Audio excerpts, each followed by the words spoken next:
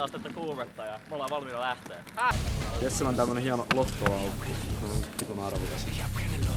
Ich habe keine Lust, mich nicht zu hassen. Hab keine Lust, mich anzufassen. Ich hätte Lust zu ornanieren. Hab keine Lust, es zu probieren. Ich hätte Lust, mich auszuziehen. Hab keine Lust, mich nackt zu sehen. Ich hätte Lust mit großen Tieren. Hab keine Lust, es zu... Päästiin vihdoin tänne Bremeniin ja aletaan sitten etsiä tästä ratikkaa, että päästään tänne keskustaan. Ja koirat ihan vitu lukassa, mutta kyllä varmaan tästä. No niin, mä päästin tänne hostelliin. Meillä on tämmönen 4 hengen hostellihuone. Maksoi itse asiassa 30 yöltä, ettei hirveän paha hintainen. Oikein Bremenin keskustassa. Käytiin myös vähän kaupassa tossa äsken ja päätettiin lähteä kaupungille pikkuhiljaa tästä, kun ollaan päästy majoittautumaan. Meillä ei jääkaappia, mutta aina kylmäksi, kun valuttaa vaan kylmää vettä tähän päälle. Toimii! Vittu, se on kylmä. Bremen on reilu 500 000 asukkaan Hansa-kaupunki Pohjois-Saksassa. Se on tunnettu muun muassa autoteollisuudestaan ja jalkapallojoukkueestaan Werder Bremenistä. Bremen on tyypillinen keski-eurooppalainen keskisuuri kaupunki. Saksa on kohtuullisen edullinen matkakohde. Etenkin elintarvikkeet ja outona syöminen ovat huomattavasti halvempia Suomeen verrattuna.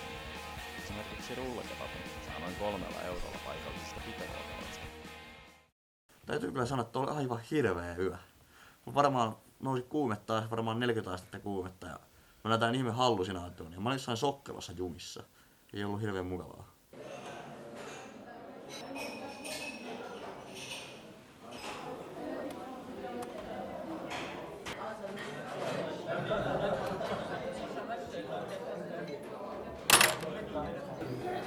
Tosiaan tähän meidän hostellin hintaan kuuluu tämmönen ihan hyvän näköinen aamupalat. Hotbox. Joo, ollaan nyt tosiaan tuossa kaupungille. Tästä lähes vähän kiertelee. Mitähän täältä löytyy.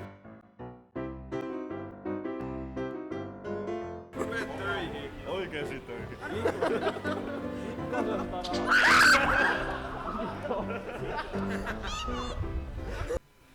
Bremenissä on hyvin nähtävää ja tekemistä vaikkapa pitkälle viikonlopulle. Keskusta-alue on pieni, mutta siitä huolimatta nähtävää, shoppailtavaa sekä ravintoloita löytyy paljon. Kaupungissa sijaitsee myös Mersun tehdas, johon pääsee myös ilmaiseksi tutustumiskierrokselle. Bremen on parhaimmillaan loppukesästä, elo-syyskuussa. Tällöin kaupunki on eloisimmillaan. No niin, mä aloitin harrastaa vähän kulttuuria ja tultiin tänne Pyhän Petrin katedraaliin. Tää kirkko on 1200 vuotta vanha ja on tämmösiä tosi kivoja maalauksia. On myös muistaakseni reilu 50 metriä korkea.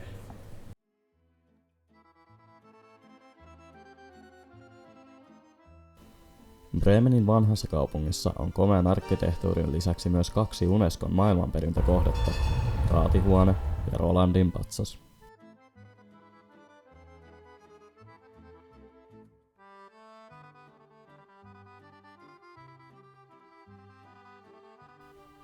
Bremenissä järjestetään ympäri vuoden suuria tapahtumia. Paikalliset Oktoberfestit, Freimarketit järjestetään lokakuun lopussa. Ne ovat Saksan 3. suurimmat jokavuotiset olutjuhlat. Siellä vierailee vuosittain noin 4 miljoonaa kävijää.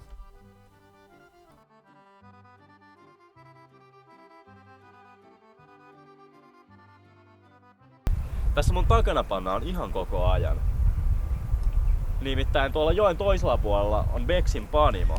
Se on maailman kuulua olutta ja yksi Saksan suurimmista oluen tuottajista. Sinne pääsee jopa halutessaan vierailulle maistelemaan kaljaa.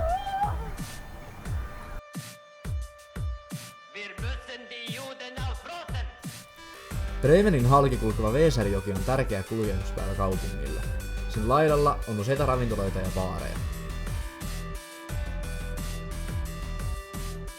15 minuutin ratikkamatkan päästä keskustasta löytyy myös suuri ostoskeskus, Waterfront. Lennot Bremenin kannattaa varata hyvissä ajoin. Suorat menopalvelulennot Ryanairilla saa halvimmillaan jopa 20 eurolla.